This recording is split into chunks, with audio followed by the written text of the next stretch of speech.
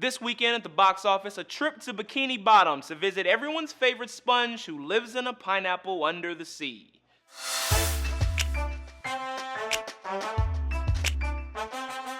I'm seeing a bright light. Is this better? SpongeBob's second feature-length film and first venture into live action on the big screen takes the #1 spot at the box office this weekend, bringing in an estimated $56 million and finally dethroning American Sniper. The movie also did significantly better than SpongeBob's first feature film, which brought in $32 million on its opening weekend. Nickelodeon introduced audiences to the energetic sponge in 1999, which means SpongeBob, Patrick, Mr. Krabs, and others have been staples of the kids' network for more than 15 years. As Forbes film writer Scott Mendelson points out, this film benefited from what amounts to multi-generational appeal. Adults my age and younger who were kids when the show first premiered, and you have kids of varying ages who weren't even born when the show premiered. Next up, She's got a grenade. She's got an RKG Russian grenade. She's saying to the kid. Best Picture nominee American Sniper continues to boast great box office numbers even in its fourth weekend in wide release. The modern war movie brought in an estimated $24 million, bringing its domestic total to $282 million.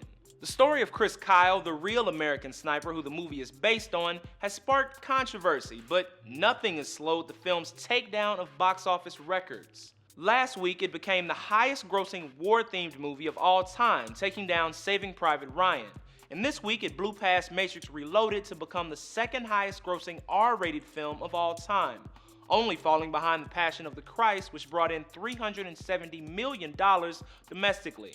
And lastly, Seamless. I made a hoping. From the directors of the Matrix trilogy comes a movie that is just as weird and expensive, but not nearly as popular.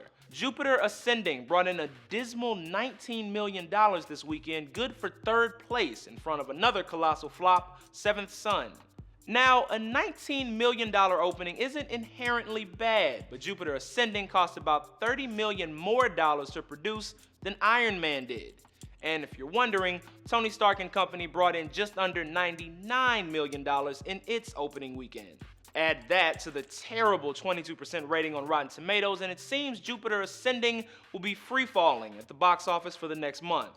Lana and Andy Wachowski reached international fame with the Matrix trilogy, but since then, the siblings have been on a downward spiral at the box office and practically throwing money away in the process. If you won't win, you won't place. I guarantee you right now, you won't even finish the race. There was Speed Racer in 2008, $120 million to produce and $43 million at the domestic box office. That's it. The music from my dream. Cloud Atlas in 2012, $102 million to produce and $27 million at the box office. And now Jupiter Ascending. Breaking even on your budget is a pretty low bar in the movie industry, and this once dynamic duo is having trouble meeting it. As for next week, it's Valentine's Day, and nothing says I love you quite like bondage. Say I did stay. What would happen? Crazy in love is right. For Newsy, I'm Jamal Andrus.